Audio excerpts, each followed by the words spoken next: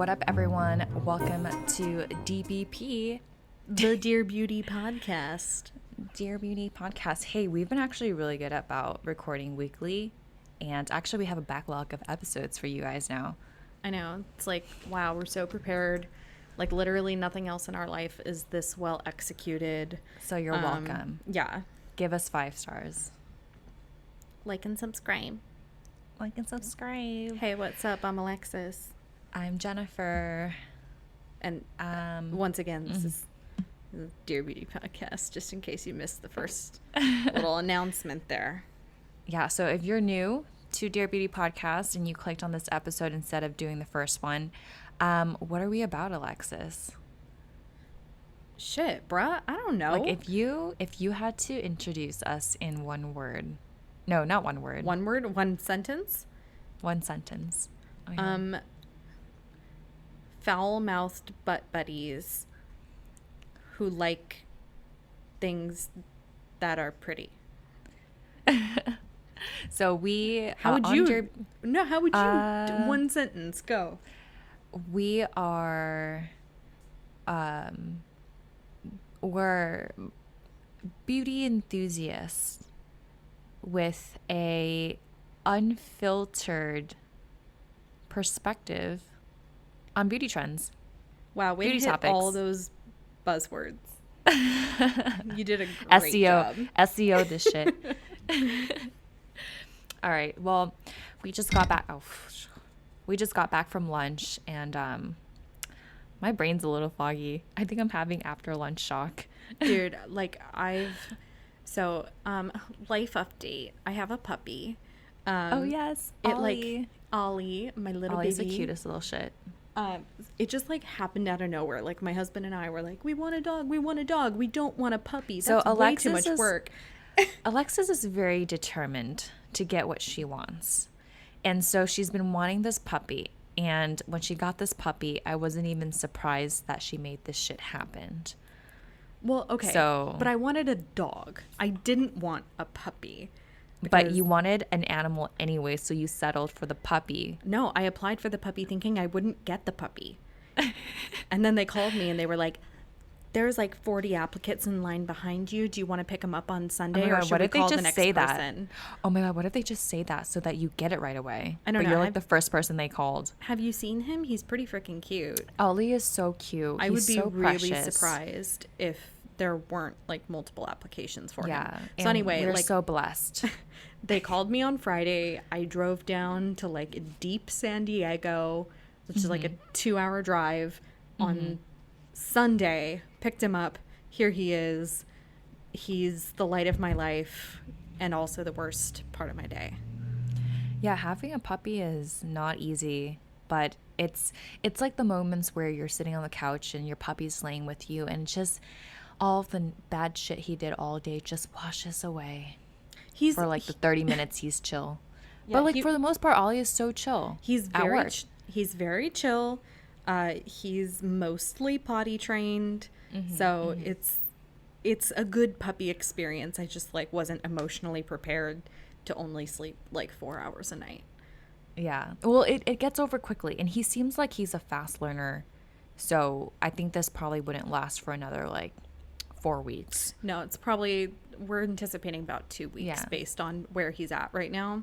Yeah. So anyway, he's sleeping in the corner, and he pooped. So woohoo!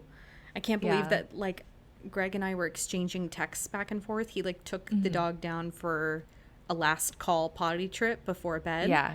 And like we'd been trying to get him to poop for like hours. And I just get a text, yes! And I was like, he pooped? And he's like, yeah. And I was like, yeah. And that's so funny. And that's our conversations now.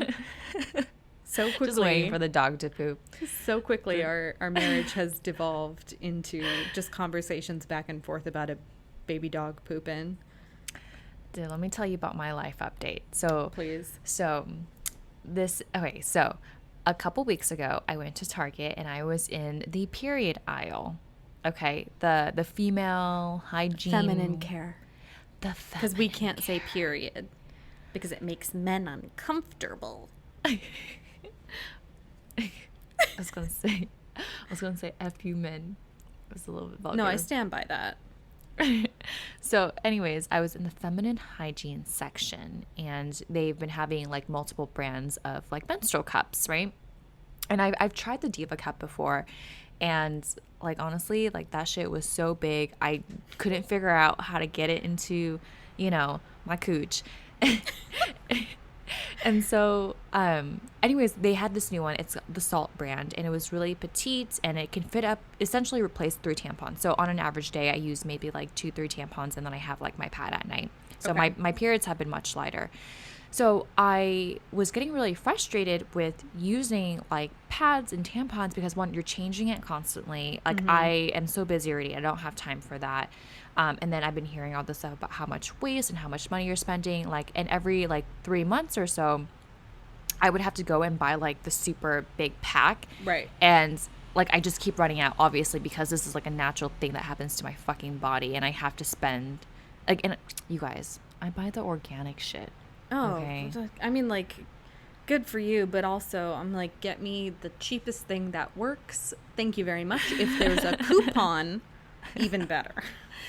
Yeah. So anyways, I tried the menstrual cup, and it went in fine. I had no problems getting it in. So I go on Instagram, and I'm like all raving about it, like 10 out of 10 recommend. And then so now my day ends. Okay, it's the end of my 12 hours, and I have to remove it. So I'm thinking like, oh, this is no problem. I literally spent 20 fucking minutes almost crying in the bathtub because I couldn't figure out how to get it out. I like texted my girls. I was like, dude, how the fuck do you get it out? I like had to YouTube like 3 different videos. I read the instruction pamphlet like 5 times. And like finally I was able to get out. But let me tell you, I was like tugging on that shit, and then Oof. finally it like Oh, and oh God. and then I thought I would never do it again. But then the next day I was like, okay, I have to figure this out, because once you get over that learning curve, it's like I hear a lot of good things about it.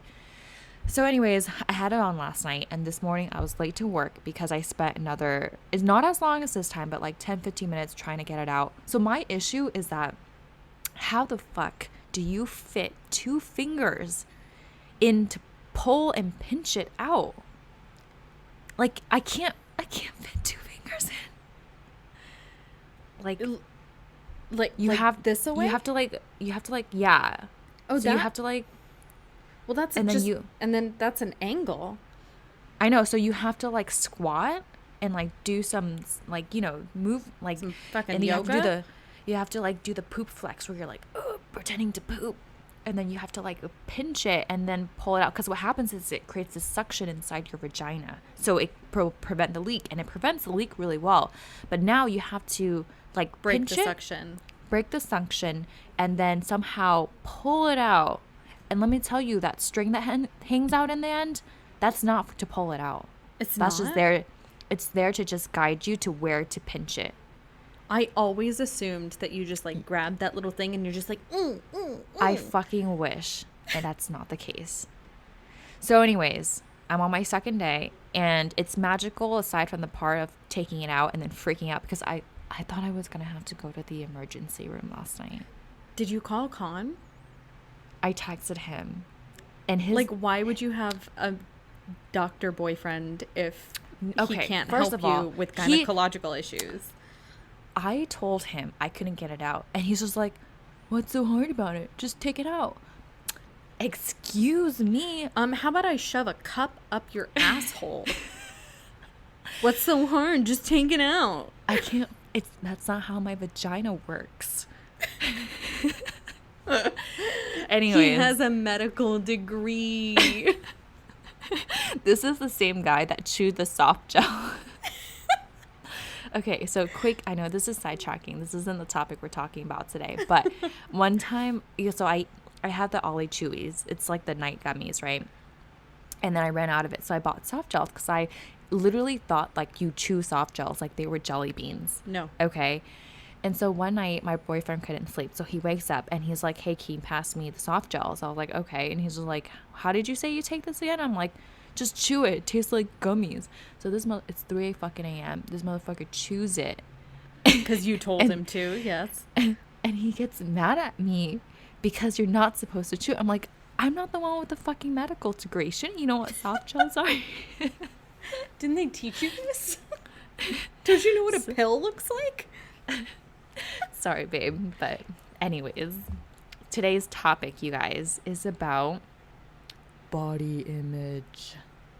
We're talking about body image today. Yeah. All the things we love and hate about body image.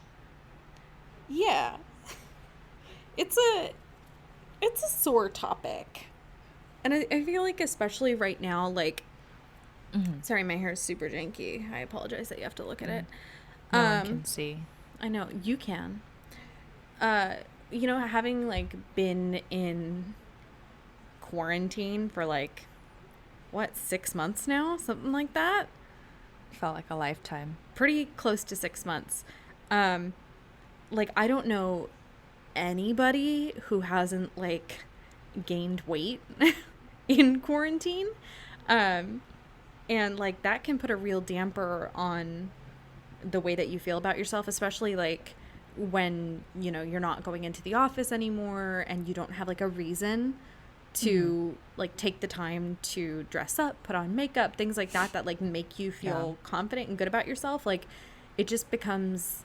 I've found, I'll speak for myself here, like, it becomes this kind of, like, vicious cycle of I don't have a reason to dress up, so I don't. So I don't feel pretty. When I don't feel pretty, I don't want to dress up because it feels like, why ornament something that isn't pretty? Yeah. You know, so it just, like, goes in this big circle. How have you felt? I was having a pretty good routine before where I was, like, waking up every day at 7 a.m. to go to, like, different fitness classes. I had, like, a class pass membership and I really enjoyed it. And for me, it wasn't necessarily about losing weight.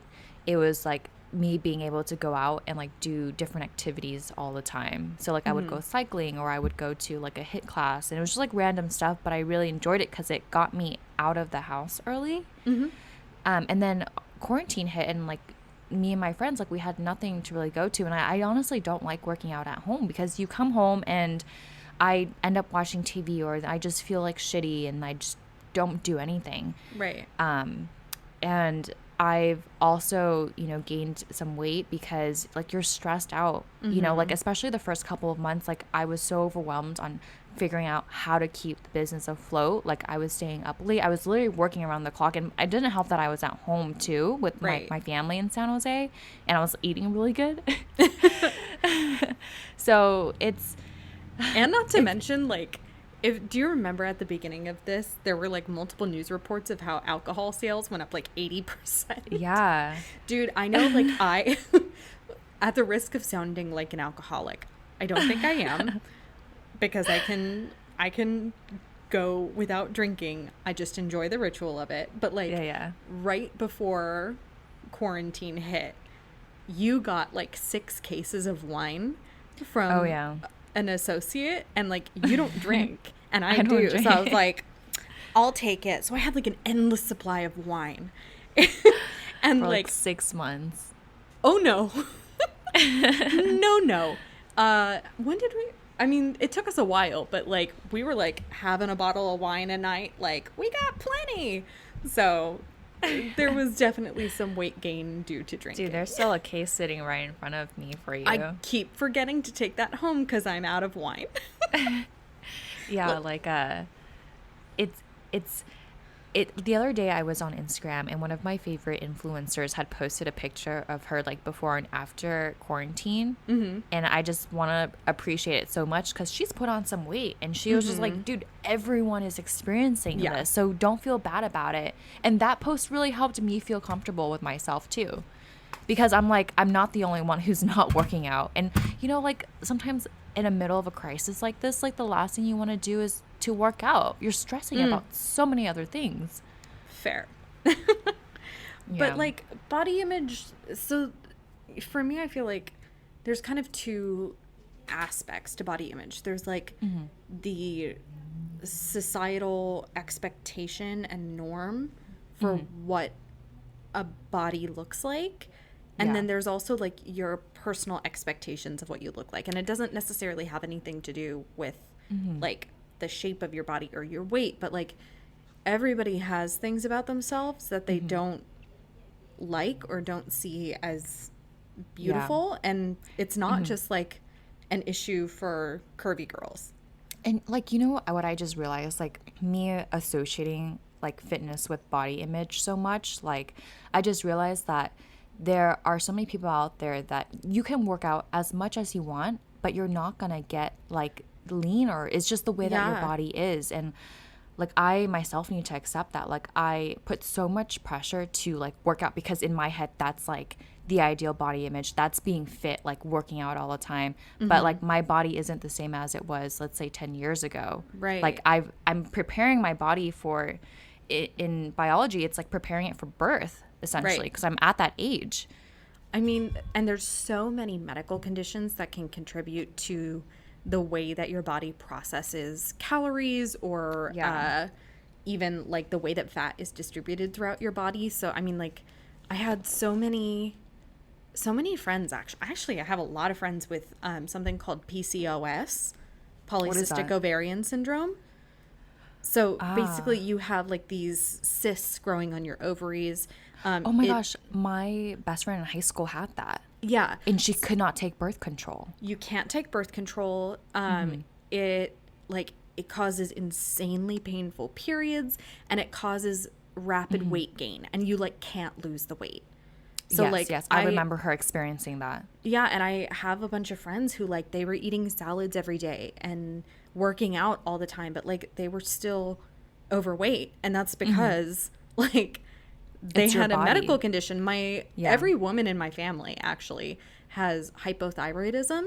So like your thyroid doesn't, like, it's under producing hormones, which also causes weight gain. Yeah. And like makes it really, really difficult to lose it no matter how healthy you are. You can, but like it's really hard.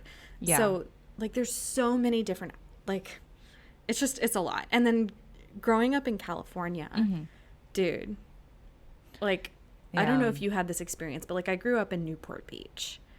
And Newport Beach is like, I've never lived there, but I can, just driving by it, everyone is so fit. Like there's a certain image that I feel like people feel the need to fit into. So I actually like looked this up at some point because I was like, why do pretty people all live in one area? Yeah. Like, why is that a thing? They actually like, it's a thing. They like move there and then they all interbreed. So you get like these generations of really beautiful people who all just stay together. And if they move elsewhere, they are more likely to like mix with people who aren't like as beautiful. So then their kids like aren't as beautiful. So the pretty people all live in Newport Beach because they're pretty, and then they have kids together, and then their kids are pretty. That's why Newport Beach is so pretty. That's so interesting. I know. But like that took a huge toll on my self-esteem growing up. Yeah. Like, oh my God.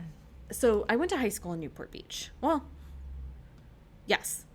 I'm trying to figure out how far back into my journey I want to go. Let's go high school. Yeah. So like I was 127 pounds from my freshman year of high school through my senior year. I was a size 4 to 6. I was tiny, little. Yeah. When I look at pictures of myself, I'm like, good God, you're tiny. But like, I was so convinced that I was fat because the girls around me were a size 0 to 2. And it was like such a skewed, because that's all you're surrounded by. So you have to just feel like you have to compare yourself to these girls. Right.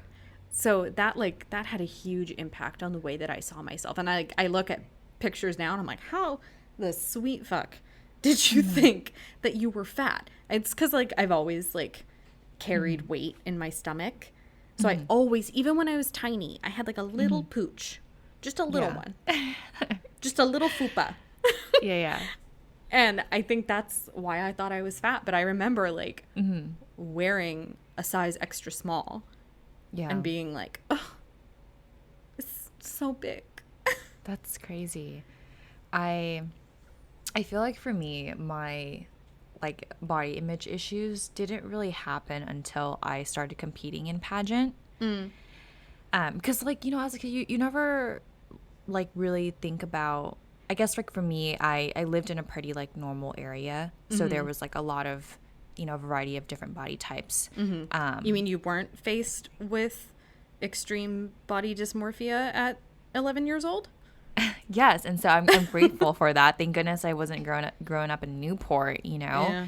And we, you know, in the community there was like a lot of different like body types, and I just you just don't really think about it.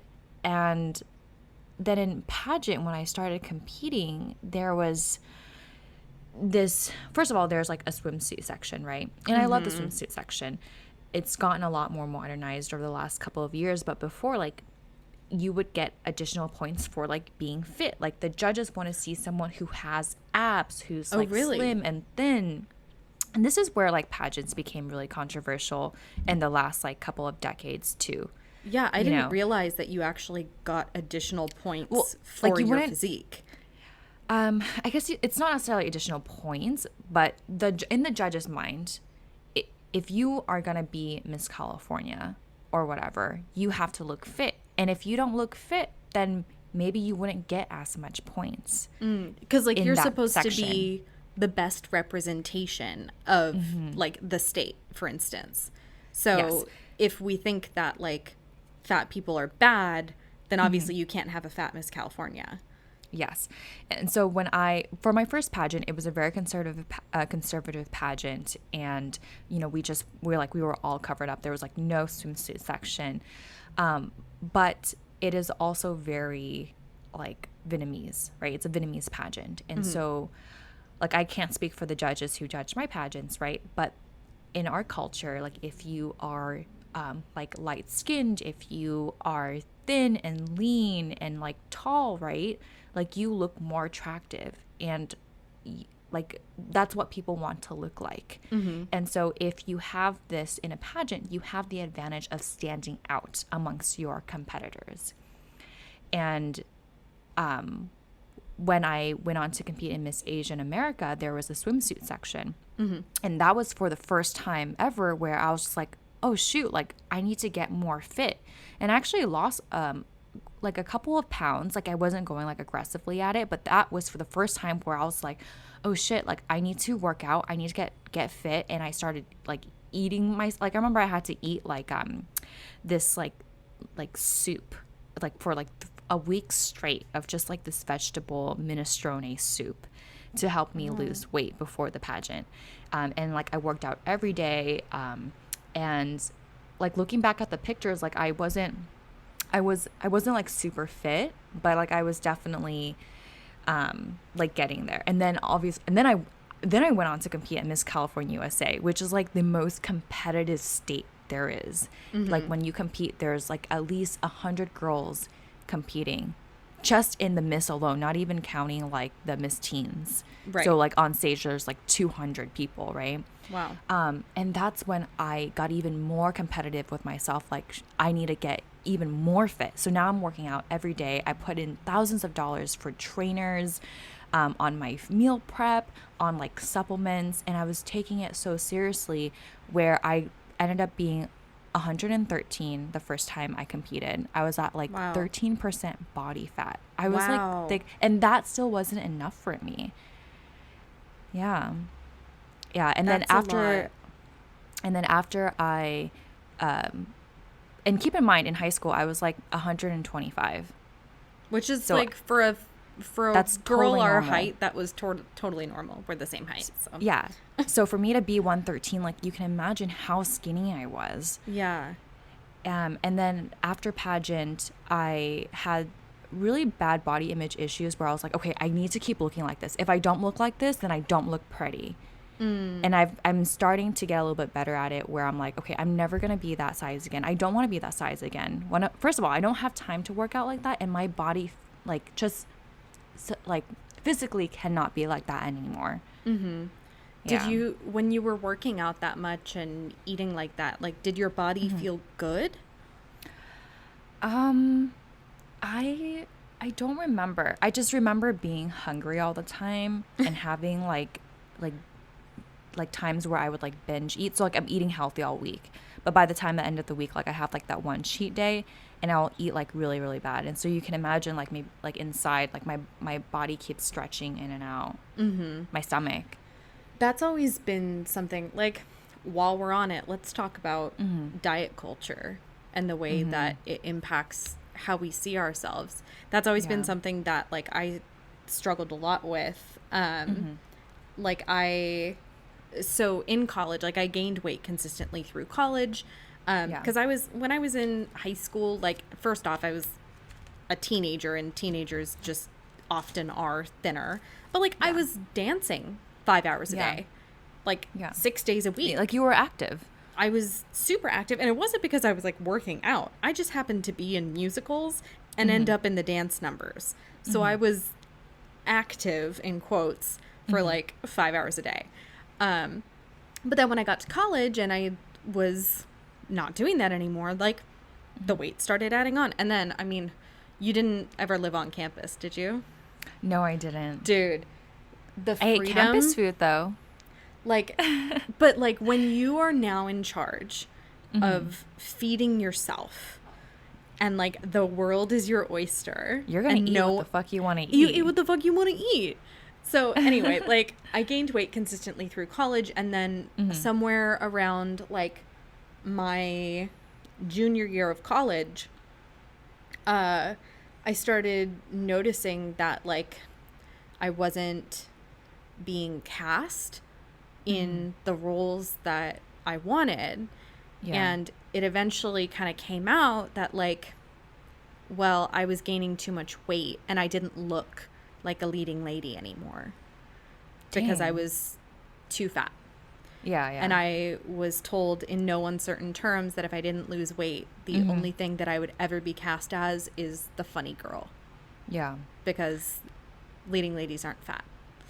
So I started like hardcore calorie counting, like 1,200 calories a day. Which like calorie counting is bullshit, you guys. It is, but like, you know, at how old was that? I did 21. It too. I used to like weigh my food by the fucking ounce. I never got that crazy, but I would calorie count and be really strict about it. And like what I found, and the reason that I don't calorie count anymore, is that I would actually like save my calories for things that I wanted to eat that weren't good for me. Like instead of eating 300 calories worth of chicken, I would eat 300 calories worth of French fries. Hell yeah. And no, it was not good because I was, I mean, essentially starving myself. And I like, I lost like 30. Like you're eating more calories for less nutritional value. Because French fries, like 300 calories, like that'll get me hungry in 30 minutes. Right. So like it would come down to things like that where I would like choose a treat because I was like saving my calories, or I'd super undereat for the whole day so that I could have ice cream at night. Like things like that. And like, dude, as soon as I stopped calorie counting, gained all the weight back. That's so crazy. All of it. But it made me feel so guilty every time that I ate well, like a human being, and I went over my calorie count, or I ate something that was like high in calories, but also high in nutritional value. Like fucking almonds. Like almonds, super calorie dense, also really filling. So every time that I like went over, I felt so much guilt and shame. And I would like hide food from people so they didn't know that I was like, you know, eating. And it didn't make me feel good. Like I felt good seeing the number on the scale go down, but if it went up the next day, then I beat myself up because I should have eaten something different. And like your weight fluctuates so often too. So I've learned to like just don't even look at the weight. Like look at how you feel, how you see yourself, because your weight, like in the morning it could be one thing, in afternoon after you take a shit it's something else. Dude, and that, oh my god, I used to do that too. I would so like while I was calorie counting, I was weighing myself every day. I know all of this super dysfunctional, super not healthy emotionally. Learned my lesson there, but I was weighing myself every day. I figured out that I had to take a shower and poop and be naked to get my lowest weight. And I would do that every day. Like every damn day. So anyway, that's kind of been my experience. And like now I would consider myself a curvy woman. And it's really fucking hard. It's hard. Well, what have you found helps? Like helps you make you feel like better about your body emotionally and physically? Honestly, like when I find like an outfit that makes me feel really confident, like that is such a huge deal. And it's been, so like for a while there, I was riding like the 14, size 14, which is usually the highest that like straight sizes go. Once you get into 16, it becomes plus. And I was able to dress, you know, in straight size clothes. So I felt like I had so many more options. And since quarantine, like since that little extra weight gain, it's put me into like size 15. So I'm not a 16, I'm not a 14. But now like the sizes that fit me are considered plus. Yeah. Dude, have you ever tried looking for plus size clothing? Ever? No, I haven't. I mean, you wouldn't need to, but like, yeah. Has anyone ever told you how awful it is? Yes, like I remember hearing stuff about this. Like you gave me some statistics last time. Yeah, so like out of approximately 60,000 specialty retail stores in the United States, 2,000 are for plus size women. That is fucking mind blowing. But take a guess. How many American women wear a size 16 to 18? Well, like I'm cheating because I know this. Yeah, like 60% of the 68. female 68. Holy shit. 68% of the female population here in America the United States, is a plus size. But out of the 16,000 retail stores, 60,000 retail fucking stores, only 2,000 of them cater to plus size women. Dude, that's 3%. That is mind blowing. And like what I've been seeing, like a lot of brands are catching on. So the thing is, like from a business perspective, it makes no fucking sense to me why you would like miss out on that gigantic fucking market. Like every woman basically, well, not every woman, almost 70% of the total market is like underserved. Yeah. So, you know, for these brands, like why maybe it costs more to make an individual garment because it uses more fabric, but like no, that's stupid. So brands like Anthropologie and Madewell recently expanded their size range, which is awesome. Here's the thing. They don't have them in stores. Oh, so then now you still can't try them on. So you still can't try them on. So like I was kind of looking this up and seeing like what the deal was. Why don't they have it in? Well, okay, is this pre-COVID? Yeah. Okay, so are they not having it in stores because they don't want it to ruin their image? Yeah, that is the consensus. Fuck? So like a lot of plus size women feel like you want my money, but you don't want my body in your store because you don't think that it's worth looking at. That's like I'm like trying to comprehend because like we're businesswomen, right, and like I just feel like when it's such a missed opportunity to grow your brand in a positive way, like we've all seen what happened to Victoria's Secret, right? So there are brands that are like, you know, doing this. So one really awesome example of a brand that's like standing up to change the industry is Good American. Yeah. Have you tried any of their jeans? No, I haven't tried them yet. You should. I'm wearing some right now, and like unfortunately they actually have a size 15 because they recognized that there was like a gap in the market for girls who weren't in straight sizes but weren't in plus sizes. Yeah. Unfortunately, size 15 isn't in Nordstrom, and I bought these jeans at Nordstrom, so yeah, they're a little bit big on me. But They actually, when Nordstrom approached them wanting to carry Good American, they, like usual, were going to separate the sizes into like straight size and plus size. And Good American said, no, we're not selling you our product unless you group all the sizes together. Yeah. This is not like plus and straight. This is just us. sizes. This is sizes. Us. This is women's. Yeah. So they go up to like a size, I want to say like 28 or 30, something like that. And they go down to, you know, a teeny tiny size. So they cover the full range. Also, these jeans are like the most fucking comfortable thing I've ever worn. I'm gonna have to check them out. Like, do you have any other like plus size brands you recommend to our audience? I'm like looking. Dude, let's get a list going. Because then, like, you know, I'm sure there's a lot of indie brands out there that cater to, you know, plus size women and don't have the attention that they deserve. And so let's have a list going. I would love to. The issue, you know, for someone like me who's like, like, I'm young. I don't have a lot of money to spend on clothes. And often, like, with those indie brands, they have to produce things in smaller runs, which means their cost goes up. So we're talking about $150 to $200 pieces. Oh, man.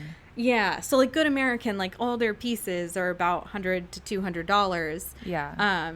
And, you know, as far as, like, affordable, like, there is no, like, affordable fashion for plus size girls, particularly not ones that take into account like the way that a plus size woman's body is shaped in comparison to a gal who's a size 2. So often what I've noticed and what I've heard from other gals in my position is like either they'll just take a straight size pattern and make it bigger, or they just do like tons of fabric.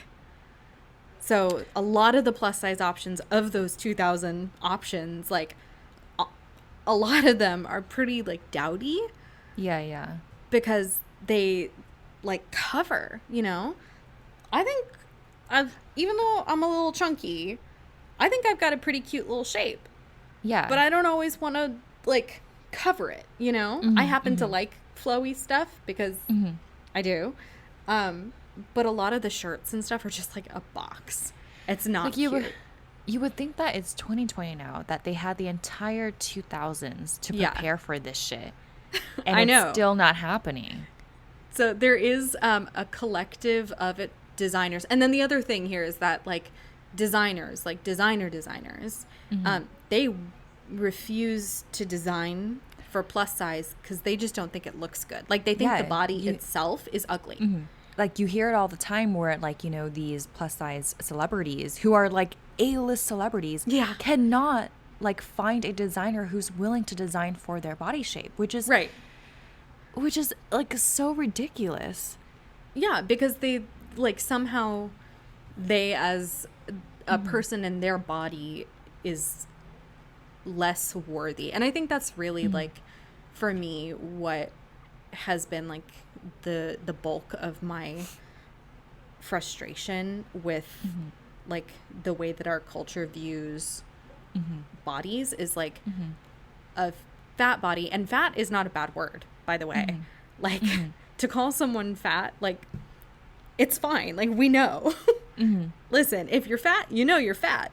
Yeah. So we don't need to like make that a bad word.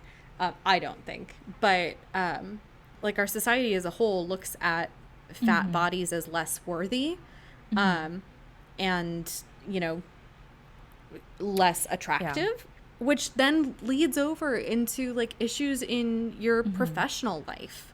Yeah. You know, that covers so many different areas of your life that have nothing to do with you being fat or thin, you know? And it's interesting because different cultures view these body types differently. There are certain cultures that celebrate being thick, right? Because it's a womanly body. They celebrate it. And there are cultures like to be honest, the Vietnamese culture where you are expected to be thin and tall and slim and have like light pale skin. And if you're not those things, like every time you see your annoying ass auntie, they're gonna be like, why did you gain some weight? Why are you so fat? Why are you so dark? Like, I live in America. I tan. Right. Like, You know, paid for this. I paid for this spray. Like, okay, true story. Last summer, I went and I got a spray tan because when you get a spray tan, you look more fit, right? And I just wanted, it's been so long since I've spray tanned and I just wanted to do it. So anyways, I get spray tanned and my auntie from Vietnam comes over and she's just like, why are you so dark? Like, why? This is bad for your skin. Like, you should look lighter. And I told her like, I just spray tanned. It's okay. And she's like, well, spray tanning, isn't that also bad for your skin? What if it stays like that? And she like loves me. She has good intentions, but it's just like this thing where the older generation, that like, that's the first thing they'll comment on you is how you look rather than how are you, you know? Yeah. And I'm sure a lot of my friends can relate to that. Dude, I remember like going to a meeting with one of our former employees, Leland. He was like connecting us with someone who was like a longtime like friend's mom or something. And we saw her and she's like, hi, you've gotten chubby. I was like, oh, okay. She just like came out there and said that. Okay.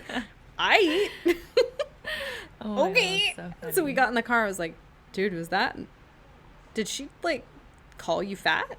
I was like, yeah. She does that every time she sees me. Yeah, there's like no filter. But you're saying we don't have no filter. Those women don't have filters. I'll wrap up on like, you know, the issue of fashion and being attractive as a plus size woman with saying like there are people out here trying to change this. There's a collective of like prominent designers who have gotten together and created this like plus size designer e-tailer called 11 Honore.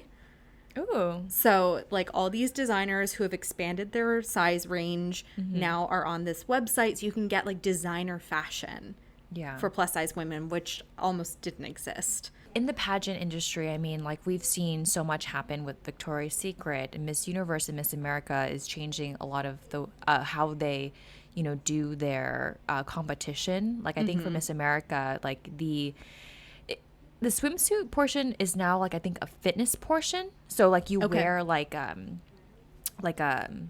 gym clothes. Okay. Yeah. And like for Miss Teen USA, like a couple years ago, they cut out swimsuit completely because these are teenagers and they put in a fitness section. But a lot of the states, you know, the women who they are choosing to represent them are so much more diverse.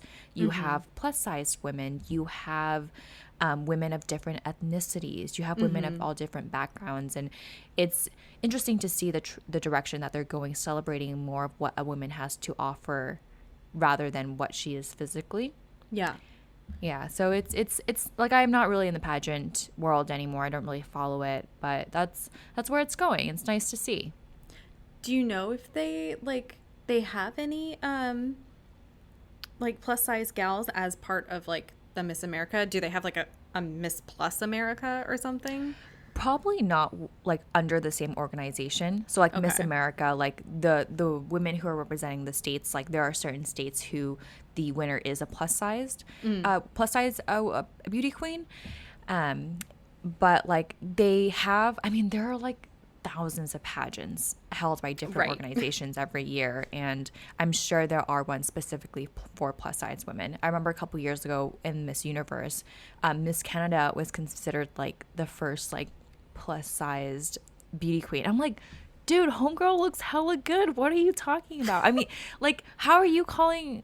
Like, it was just so weird how she was considered plus sized. It's wild that like plus models, when we were like looking at models for Embody, I was looking for like plus size models because, you know, we want to be representative of like the women who purchase our product. Dude, plus size models are like a size 8. Yeah. That's plus. I'm like, are you fucking kidding me? Yeah. And like a 30 or like a 28-inch waist was considered plus. I'm like, that was me in like high school. Yeah, and I'm like, how shitty is it that you are this beautiful like Miss Canada, or I forgot what she was, but then now you've like just been referenced as like the first plus sized like beauty queen to walk the stage of Miss Universe. I'm like, what the fuck? Like, wouldn't it? I hope that the next step for not just the pageant industry, but for the entertainment industry as well, is that like being plus isn't like a qualifier, you know, like making it a big deal that like she's the first plus winner. Like, okay, like the next step is to just go and have like more representation across the board, because it shouldn't be a big deal, you know? So, you know, like within movies, like we don't need a whole movie about how Rebel Wilson is a plus size girl who, you know, gets to be the leading lady. That shouldn't be like a selling point of the movie. It's just a talented actress. Like, hire talented people. Choose beautiful women to win your beauty pageant. Like, your body size shouldn't be a qualifier. Yeah, and I want to talk really quickly about social media and how that's like impacted body image. Because like I'm on like TikTok or Instagram, and like fitness and like dieting is like still like really high up there. You have these teens who like do not fucking look 15 at all. They have abs at 15 years old. What the fuck? It's because their bodies are just burning through fat. It's because they're young. Great. That's you why can do like that. 5 crunches and get abs at 15 years old. I remember I had a friend in like middle school. She was really, really like skinny. And because she was skinny, of course there would be abs, because you don't have anything. Right. If there's no body fat, like. So she would go around and like brag that she had abs. And I'm like, dude, you're just really skinny. And it's not like a bad thing to be skinny. Like, that's another thing about body image. It's like, if you're too skinny, you also get criticized. That's not what I'm trying to say. I'm just saying that like at that age, abs are like so easy to get. Yeah. Has anyone, I remember like hearing this. I was friends with a couple of girls who were like real tiny, just naturally. And they ate like pigs. Like, they ate so much worse than I did. They could mow down like a whole freaking like double fries in a shake and be like good to go in an hour. Yeah. And I remember some guy walking by us, and he just looked at her and said like, "Eat a cheeseburger." Ugh.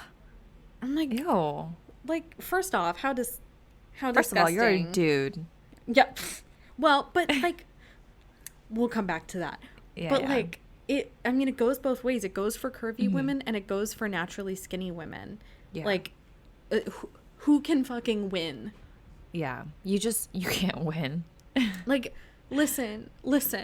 You're not gonna just naturally look like Kim Kardashian. Kim Kardashian doesn't naturally look like Kim Kardashian. Yeah. Like you guys, social media to this day is still very filtered. People just want you to see what people want you to see, and there are great people out there who are showing their unfiltered self, right? So you can have a realistic expectation of who they are, but like keep in mind, like there's filters going on. Like fucking Facetune can fix anything on your body. They can make you shit. They can make you look hella taller. Okay, dude.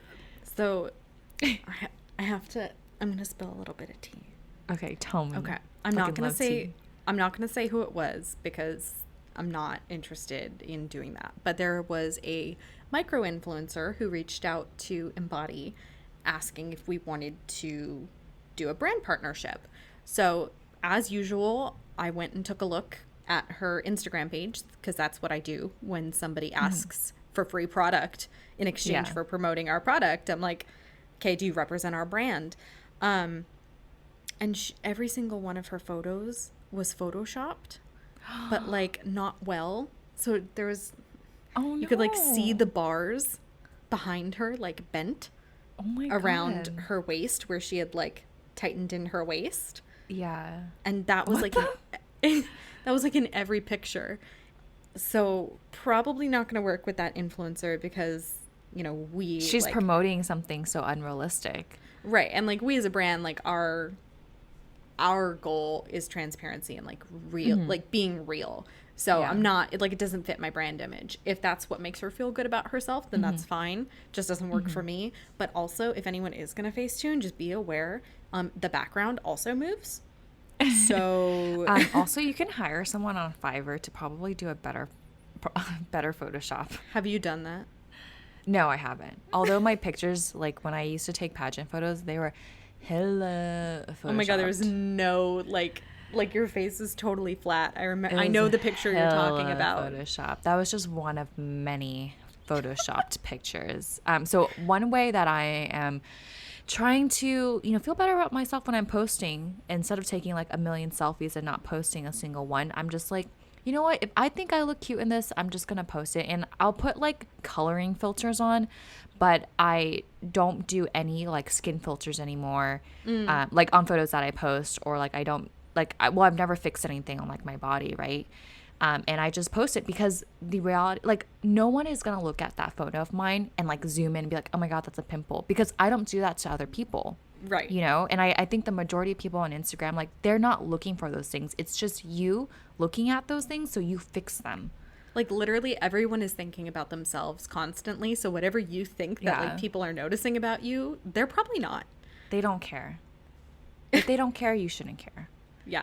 So for me, like what I've been trying to do is even diversify my own social media pages. So I've like gone on a following spree for like all of these really confident, beautiful plus size women who like dress gorgeously, because I'm like, damn, how do I dress? Like, and it's also about how you dress your body. Yeah. Right. So I'm following all of them, and I just like, I have to say thank you to like a girl that I went to college with. We weren't like particularly good friends, but like we've continued to follow each other on social media. And she was like me, like out of college, she gained a lot of weight. And recently she's like changed her whole Instagram to like full on body positivity. And she's so real about it. And she encouraged me to like take the time to find people that I could admire that looked more like me. And I'll like, I feel bad that I'm sharing a little bit of her personal information, but she had shared at one point like one of her wedding photos and shared that her wedding dress didn't fit on the day of her wedding. She had gained weight and the dress wouldn't zip.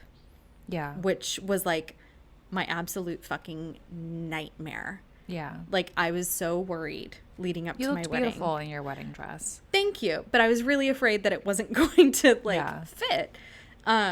So she shared that like that was something that had happened to her, and luckily her mom was a seamstress and was able to fix it. But it gave me like so much confidence that if she looked that beautiful but was like going through those things, like I could get through it too. Yeah. So yeah, absolutely. Thanks to Caitlin. Go follow Sass and Cellulite.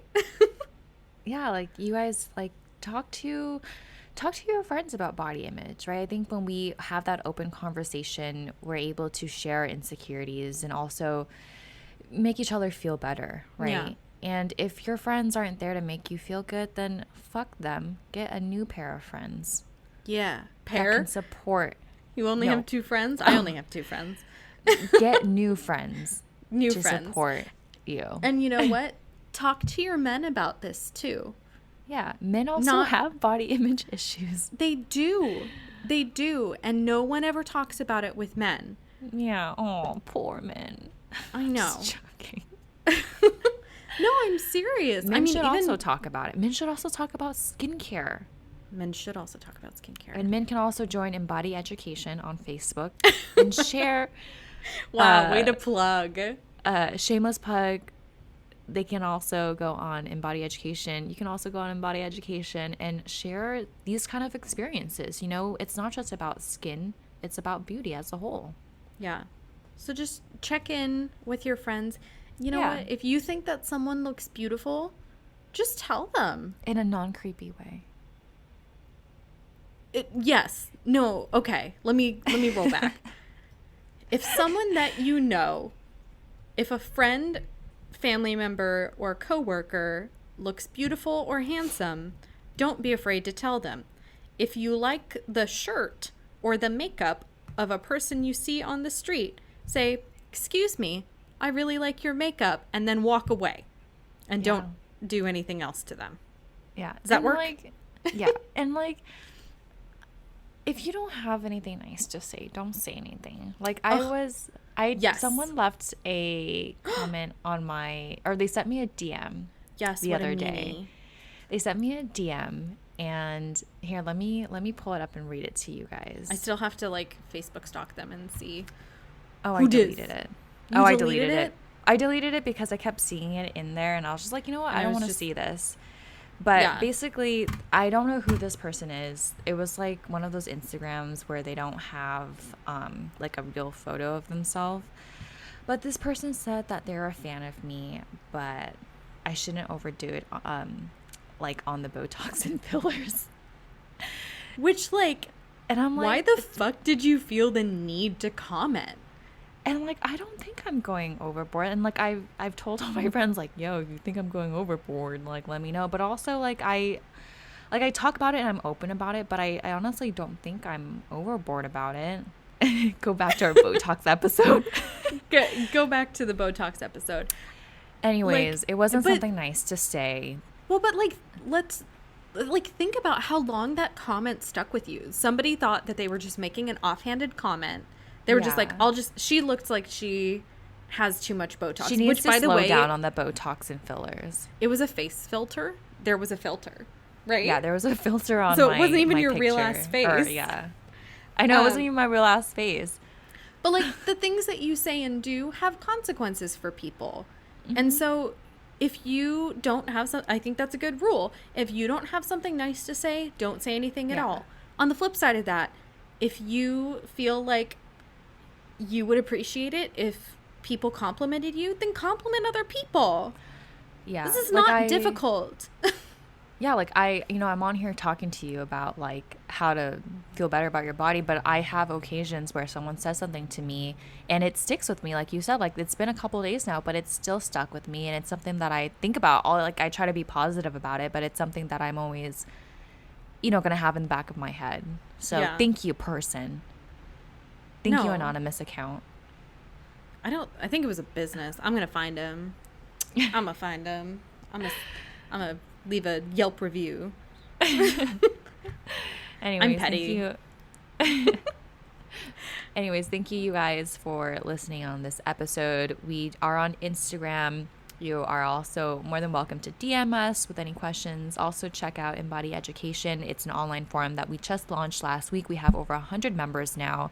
But on there, you can talk about anything like related to beauty, skincare, health, wellness. Like, we encourage you to go on there to give advice, to get advice, and like be a part of this opportunity with us to build a community. Yeah, and we'll continue to share like our thoughts. I'll do the work. I'll make a list of awesome plus size brands. Not even plus size, fucking size inclusive. Because we want to support, we want to give money. Our voting power is with our money. And we want to give our money to brands and companies that understand, I don't know what I'm trying to say. That I choose to give my money to companies that represent the population and are, making strides in that. Yes. And I would like to work my way up there because right now I still shop at Aritzia. They're like testing size. I hate when they do this. Testing out size inclusive. I'm like what's there to test? There's demand. When I go to Aritzia, like I know I just ended the podcast, but I want to say something real quick. All right, this is a wrap up. When I go to Aritzia, the sizes are really weird. I'm usually a small, but when I go to Aritzia, I think they try to make me feel better by putting me in an extra small. And I'm like, that's not necessary. It confuses the fuck out of me. Y'all, fuck vanity sizing. I don't care what size I am as long as it fits. It's just, the clothes are so cute. They are cute. So, anyways. I wish I could wear them. All right. Peace out, guys. All right. Bye.